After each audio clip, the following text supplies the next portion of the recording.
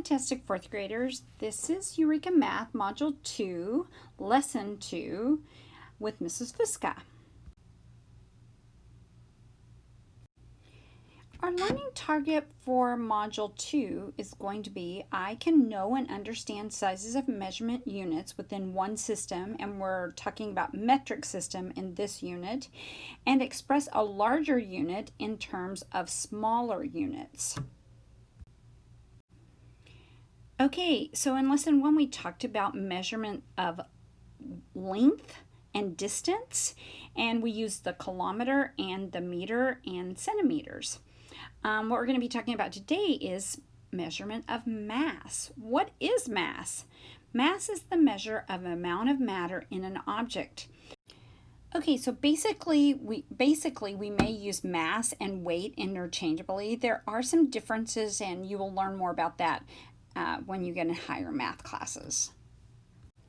But for now, we can just say weight, we can say mass. It's basically the matter that is in an object, how much it weighs.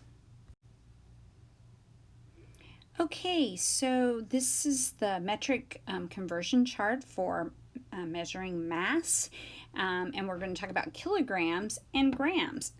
So there are 1,000 grams in each kilogram. So if you look at our chart, 1 kilogram is equal to 1,000 grams, 2 kilograms is equal to 2,000 kilograms, 3 kilograms, yes, you guessed it, 3,000 grams, and on until we get to 25 kilograms, we have 25,000 grams. Also, like, you might weigh about 40 kilograms, and so we could say that you weigh about 40,000 grams.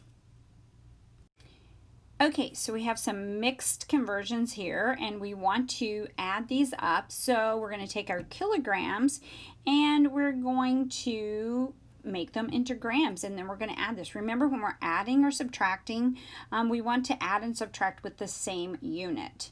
So let me do that, and then let's take a look and see how much. 8 kilograms plus 4,200 grams. What does that equal? Okay, so if you add that together, we get 12,200 grams. So what if I want to change some of this back into kilograms? So I'm going to circle this, and we're going to make a number bond. So I would say that I have 12 kilograms, and I have 200 grams left over. So that's what it would look like in a number bond, and we could rewrite this as 12 kilograms and 200 grams if we add those two together.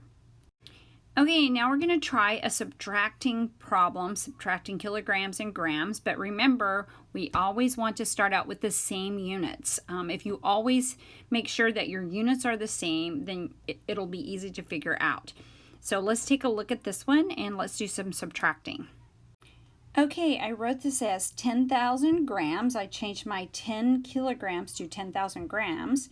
And then I changed my 2 kilograms, 250 grams. I changed that all to grams. So I have 2,250 grams. And now I'm going to subtract that. Okay, and you see that I got 7,750 grams. So if I want to change that into kilograms and grams, I would say I have 7 kilograms. And what was left over? 750 grams. Okay? Okay, now we are going to end with our word problem. Okay, and I'm trying to make it relevant. My suitcase going to America cannot weigh more than 23 kilograms. When I packed my suitcase, it weighed 18 kilograms, 705 grams. How many more grams can I add before going over the weight limit? This is a question I deal with every time I go back to America. So first I'm going to draw some tape diagrams. I want you to just pause the video and be thinking about, what does my whole part look like and what do my parts look like, and see if you can come up with a tape diagram that's labeled as well.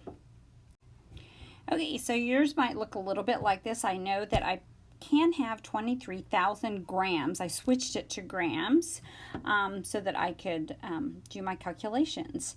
and I already packed 18,705 grams. So I'm going to subtract to find out how much more I can put into my suitcase. Okay, I still have room to pack 4,295 more grams in my suitcase.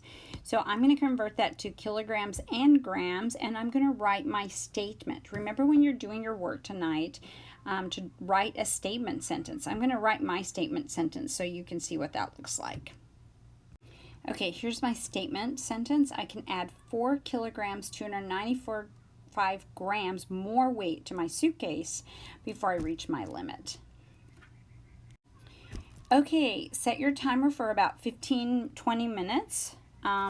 Complete all of page 101 and 102 in your Succeed homework book and bring it to class tomorrow. If you're having trouble with any of this, remember to email me and tell me kind of specifically what you're struggling with so I can help you tomorrow. Thanks. See you tomorrow. Bye.